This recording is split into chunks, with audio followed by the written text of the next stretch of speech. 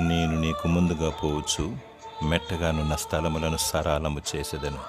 యెషయా 45:2.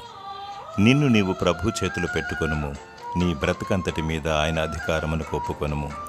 యేసే ప్రభు అని చాటి చెప్పుము. దేవుడు నీకు ముందుగా తన దూతను పంపును, ఇరుకులో విశాలతను కలిగించును, నీ మార్గమును సరళము చేయును. నీవు ఎక్కడికి వెళితే అక్కడికి యెహోవా సన్నిధి నీకు తోడుగా వచ్చును. నీ రాకపోకలయందు యెహోవా నిన్ను కాపాడును. ప్రతి పరిస్థితిలో యెహోవా దక్షిణ హస్తము నీకు తోడుగా ఉండును. యేసయ్య నీ హస్తమును జీవము గల యెహోవా దేవుని చేతిలో కలుపుటకు తండ్రి అయిన దేవుని తోడును కోల్పోయాడు. యేసయ్య ప్రేమ అపారమైనది. దేవుని స్తుతించు, ఆయనను ఆరాధించు. దేవుడు నిన్ను నిత్యము నడిపిస్తూ సదా నీకు తోడైండునుగాక. ఆమేన్.